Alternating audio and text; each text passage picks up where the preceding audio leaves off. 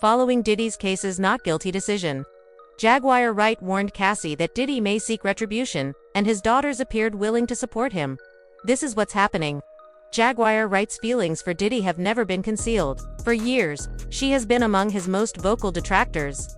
However, she escalated the situation during his trial by criticizing Diddy, his family, and particularly his daughters. She even implied that the twins didn't appear depressed enough, based on their behavior during the case. Hey girls, congratulations on your graduation.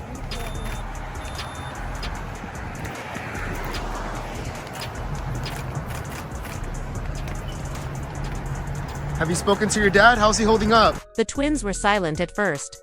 While their father was still in court, they didn't want to attract any more attention. They aren't remaining silent, though. Now that the trial is done and Diddy defeated the allegations, Delilah and Jesse are clapping back vigorously. Additionally, it appears like they are prepared to confront Jaguar head-on. Why, then, is Jaguar so preoccupied with the twins and not Chance, Diddy's other daughter? The way the females conduct themselves in public is the reason why some people believe it.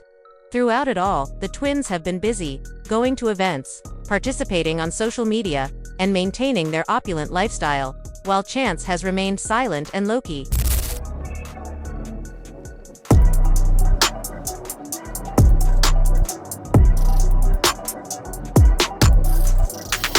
They have been attending fancy parties, taking yacht vacations, and attending concerts. In essence, they have continued to live their lives in the same manner. However, that's precisely what annoys folks like Jaguar. Some people thought that girls would avoid the spotlight because of everything that was going on with their dad, including the grave accusations and long-running speculations regarding their mother, Kim Porter's unexpected passing. They appeared to be louder than before, instead, and it appeared to Jaguar that they were unconcerned. The death of Kim Porter has generated a lot of discussion on the internet. Before she passed away, some people think she intended to publish a tell-all book. According to the narrative, Kim had been writing about Diddy's private life, his secrets, and all she saw when they were dating. Some have questioned whether her death was more than a tragedy as a result of that rumor. I'll Be Sure, who has a son with Kim Porter. That's Quincy, right? Yeah.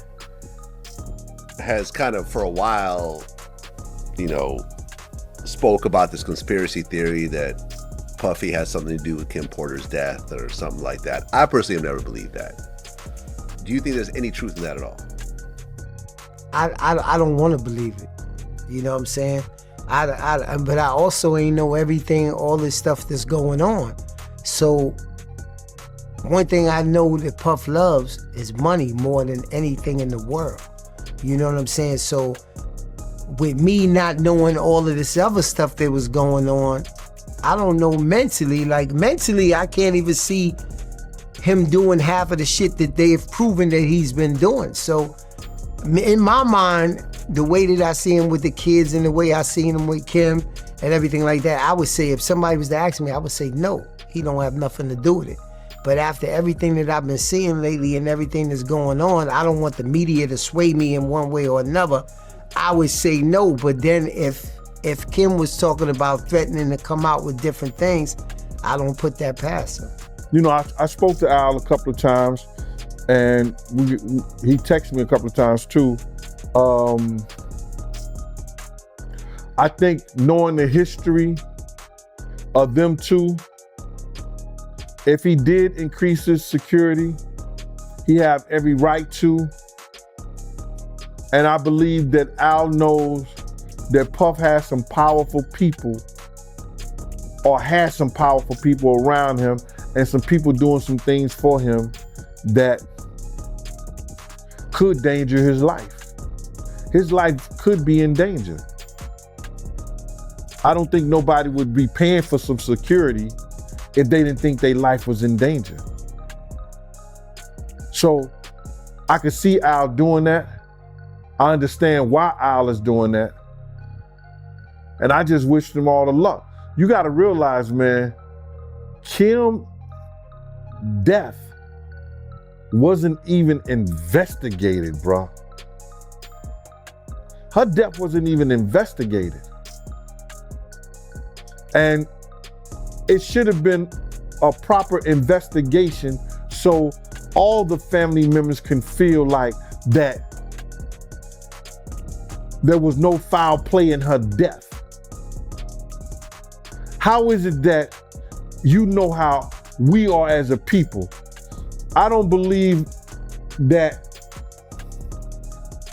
10% of your viewers that's watching this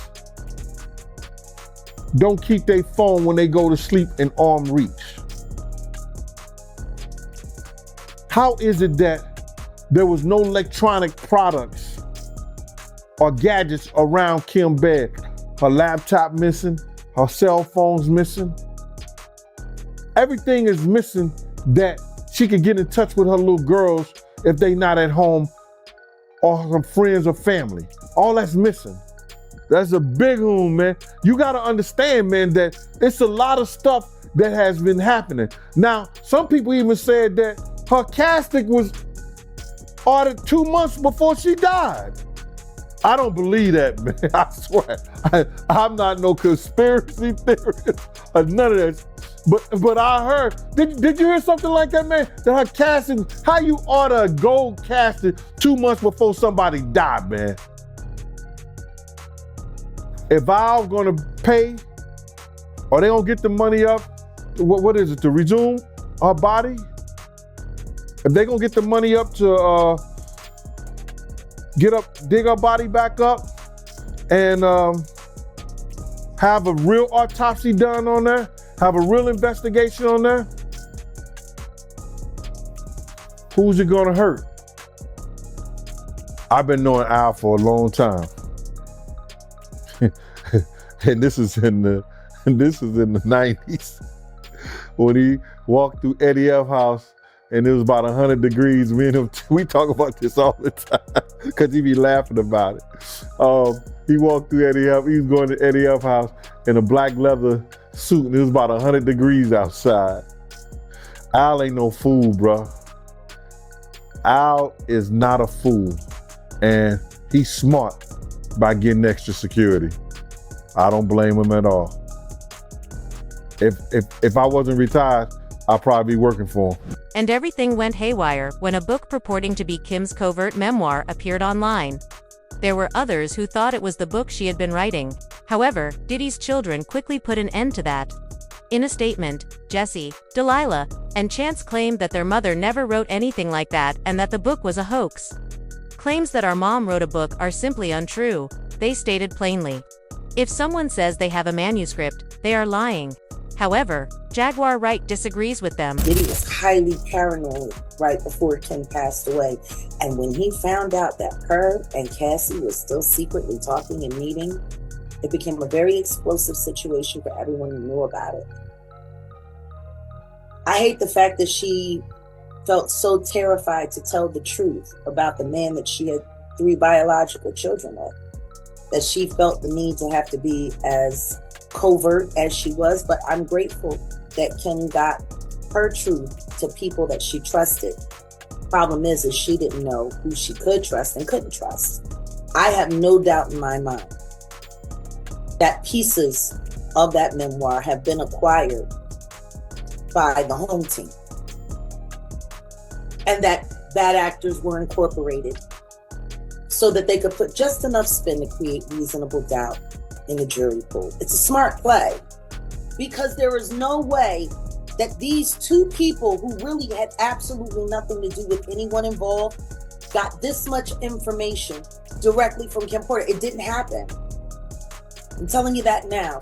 And every person that they have these salacious stories built around are people that Diddy has issues with.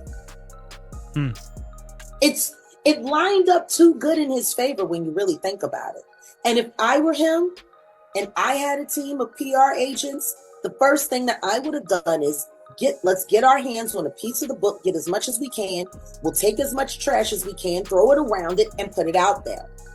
Now, I'm not saying that that's what these authors did. I'm saying that whatever they got, it was prepackaged for them to earnestly move forward with it as it was real. But I'm telling you, this is orchestrated. This woman, for months and years, was silently trying to get the pieces of her diary out there. So if anything happened to her, people would know the truth.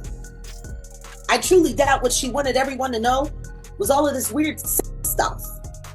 But I tell you what it does do. It creates sympathy for the devil, because the way those stories were spun in these narratives, it made everyone seem like they were just as bad as Diddy, right? Whatever tapes he turned over, they already had. They already have. Whatever Kim was able to get and parcel out, she got it from Diddy directly. Which means this could be nothing more than clips that were taken from what the FBI has already uncovered, what they already took in. I think that's why they put the gag order, because they just wanted to make sure that he couldn't say anything else. The twins have supported Diddy in spite of the rumors. They have supported him, appeared in court, and continued to be active on social media. They believe that being faithful to their father is more significant than keeping quiet to appease the internet. However, despite their outward strength, the trial was difficult for them, according to multiple reports. According to several accounts, the testimony given in court, particularly by one woman who detailed suspected behind-the-scenes events, left the girls feeling extremely frightened. No matter how strong someone tries to come across, that kind of information can be upsetting.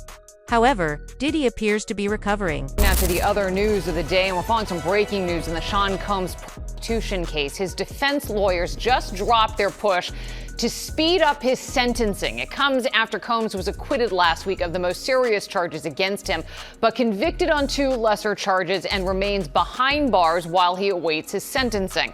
Eyewitness News reporter Kimberly Richardson is live in Lower Manhattan. And Kim, there was a lot of back and forth on this issue today between attorneys. Liz, and all that back and forth actually happened before today's 2 o'clock hearing. The hearing lasted less than 2 minutes and literally was a full circle moment. All parties involved agreed to the judge's original sentencing date of October 3rd. This was all done by conference call. No one was physically in the courtroom on the 24th floor here, except for members of the media and the public. We briefly did hear from Sean Combs say hello, and his attorney mentioned he was in his office. 2 federal prosecutors were also on that conference call. So, as it stands now, Sean Combs will remain behind bars at the Metropolitan Detention Center in Brooklyn. A jury found him guilty of 2 counts of transportation to engage in last week, but the 55-year-old was acquitted of racketeering, conspiracy, and trafficking. At the time, the judge rejected a $1 million bail package and proposed October 3rd for sentencing. The defense fiercely objected, pointing out Combs was found not guilty of the most serious charges and asked the judge to expedite sentencing. Combs' legal team even went as far as citing, quote, exceptional circumstances. The fact that the mother of 4 of Combs' kids is no longer alive, Kim Porter, passed away in 2018. The government urged the judge to stand firm in that October date. We did expect to hear more back and forth today, and it's not clear why the defense essentially walked back its request. Moving forward, Combs will be interviewed, and a report must be handed in on or before August 29th. They ask him all about his background. Has he ever had any convictions? And obviously, the probation department looks up and determines whether or not that's accurate. But they interview him first. What is he doing in the community? Has he committed any, crimes? Has he donated to any charity? So they want to get all of their background on him to make a final determination. Because under the federal sentencing guidelines, you have to consider all of that before you sentence an individual. Now, one thing the defense will no doubt highlight and will hope will play into the judge's sentence, they insist that Sean Combs has been in therapy and working on himself, something Combs claims was actually happening at the time of his arrest in that Manhattan hotel room, September 16th of last year. Jaguar Wright is now cautioning that Diddy may be prepared to act now that his girls are showing more vigor. She is also instructing Cassie to keep an eye on her. It's obvious that Diddy's daughters are tired of being polite, regardless of whether Dad truly intends to exact revenge. They're not scared to push back now that they're in the spotlight. According to sources, Jesse and Delilah were so upset by what they heard that they sobbed as they left the courthouse. Furthermore, no one is particularly shocked that they were unable to see the full affair given the unsettling statements the escort made during her testimony. Jaguar initially appeared to sympathize with the girls. She went so far as to say that they were only helping Diddy because he was financially dominating them. Even when Diddy was still incarcerated, such sympathy didn't last long, particularly after the twins resumed showing off their lifestyle. Jesse and Delilah recently disclosed that they have no intention of going to college after high school, even though they are seniors now. Based on their behavior, you wouldn't guess their father was charged with anything major. Committed to. Since Jesse and I are not going to college, we're going to be wearing one of our brand hoodies. Yeah. Because we are rapping that we will be business owners. Here are Diddy's twin daughters talking about how they will not be attending college after high school. These two are a senior currently, and you would not think that their father is currently incarcerated against these charges because they are acting like nothing has happened. Also, I think it's interesting they're not going to college. They're going to assume the role as business owners, which no shade to them, but you know, a business degree might help. Maybe even one of you guys becoming a lawyer could maybe help the family out. I don't know how they do it. I mean, I feel like I wouldn't be able to show my face, but these two are out and about. They went to their college prom wearing the same dress, which, you know, we love twins that dress alike. I did see some shady posts on Lipstick Alley where people were calling out the fact that they always wear the same clothing, which, you know, is cute if you're a twin and you're like 6 years old. I don't know. You'd think maybe growing up they would start to separate a little bit, but they're not. Honestly, I pray for these girls because of what their mother had gone through and the current situation with their father. I feel like they could use some prayers. I don't know, something does irk me a little bit with how they are just so nonchalant. Like, they truly do not care. Rumor has it that Jaguar Wright hasn't slowed down. As long as the money continues to come. She has been accusing the twins of being outright psychopaths who don't give a damn about the purported victims. According to Jaguar, their allegiance isn't primarily motivated by familial or romantic ties. It's about maintaining their existing way of life. Like the other families, their response to Diddy's decision was undoubtedly intriguing. Once court was adjourned, family members cheered today's verdict. Combs' son, Christian, telling ABC News how happy he is.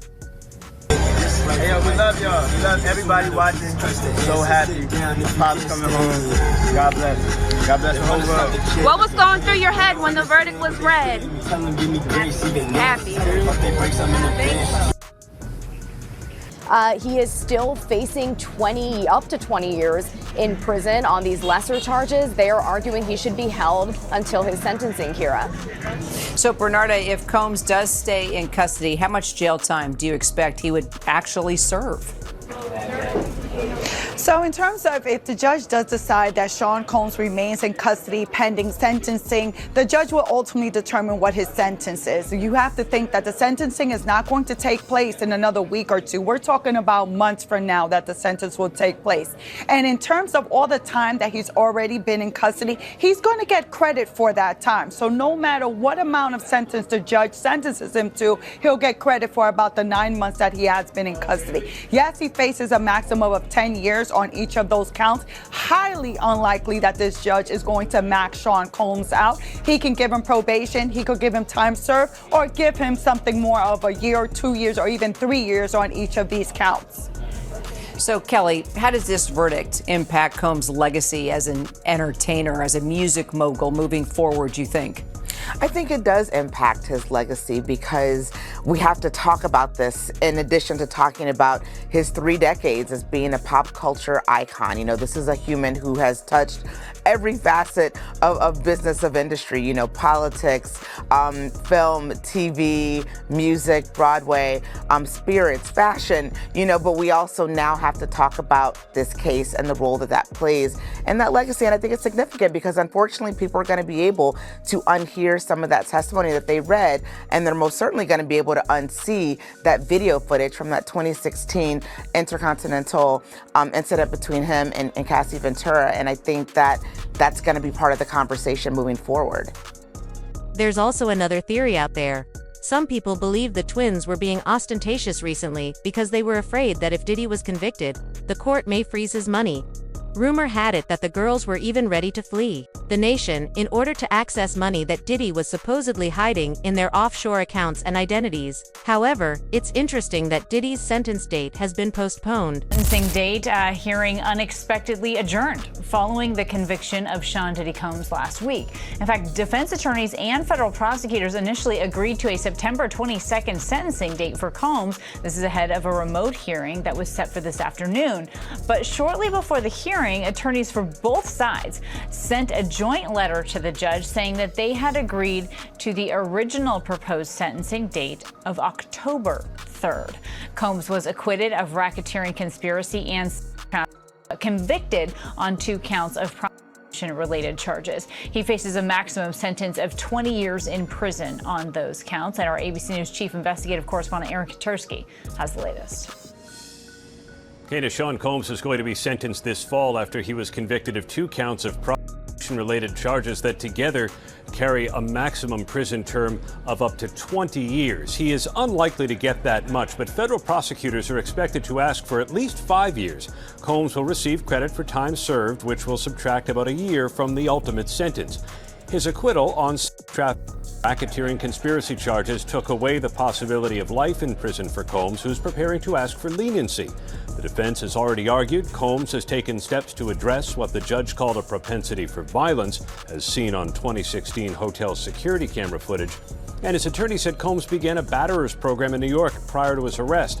The defense has also argued Combs did not make money from prostitution, but rather was the primary client of the male escorts he was convicted of transporting. His attorneys were prepared to ask for an expedited sentencing. They backed off that at the last minute, and so the judge has set Sean Combs' sentencing for October 3rd. When Diddy offered up his children's passports to pay bail last year, fans began to piece things together. They are probably the names on offshore accounts, according to one admirer.